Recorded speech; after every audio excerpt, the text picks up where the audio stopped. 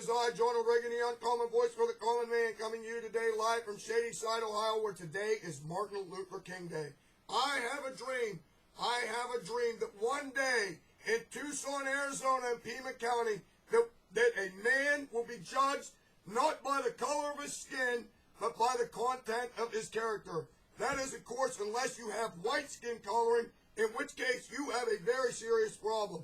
Now, if you're going to judge someone by the content of their character, as Martin Luther King would suggest, why don't we look at the content of the character of one J. Eric Fuller, or as I like to call him, J. Eric Fuller Brush Company, because believe me, after you see or hear what this left-wing lunatic had to say, they're going to sweep this guy under a rug faster than you can pick up a broom at the studios of MSNBC. That's right, J. Eric Fuller Brush Company went to a town hall meeting they were having on ABC, the always blathering communist network, with that great left-wing commentator, Christine Amanpour, hosting this week. Gee whiz, do I ever miss David Brinkley? Now, Eric Brush Fuller stood up in this town hall meeting when a member of the Tea Party, Trent Humphreys, suggested that any conversation about gun control be put off until after the funeral for all the victims. And at that point, J. Eric Fuller Brush Company stood up, took a pictures of Humphreys, and said, quote unquote, "You're dead." Do you understand this, you left-wing morons? You're dead. Didn't this guy hear the big speech by His Mightiness Obama, bringing us all together? Love is in the air. The healing begins. But no. This J. Eric Fuller Brush Company shows up at this town hall meeting and threatens a member of the Tea Party. And I was always taught to believe that it was us right-wingers spieling all the hate.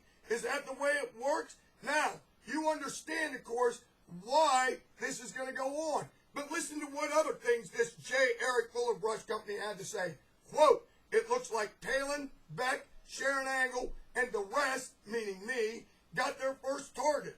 This is what Eric Fuller Brush Company said in an interview with Democracy Now! He also went on to say this incredible statement: "Their wish for Second Amendment activism has been fulfilled. Senseless hatred leading to murder, lunatic fringe anarchism, subscribed to by John Maynard, mainstream rebels with vengeance for all, even a 9-year-old girl." End quote. Do you hear what this moron said? Senseless hatred leading to murder, lunatic fringe anarchism, subscribed to by John Paul Jones Boehner. It's unbelievable to hear this guy telling us about hatred and murder when he says you're dead to a member of the Tea Party. But as we have all understand, and the whole country is beginning to understand after this horrible tragedy, is this: the out-and-out hypocrisy of the left-wing wackos. And there's another thing I want to know. How in God's name did J. Eric Fuller Brush Company sneak into this event under the watchful eyes of that great liberal lawman himself? Yes, Clarence A. Dupnick, the cross-eyed dispenser of liberal justice. How the hell did he get in there? And you know what they did with J. Eric Fuller Brush Company after this heinous threat on a member of a Tea Party member's life? They took this guy and put him in for involuntary psychological evaluation. Psychological evaluation.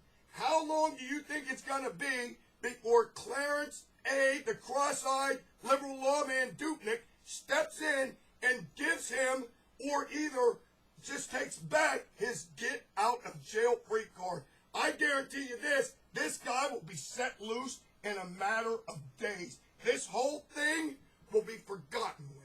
It will be forgotten with, I guarantee you.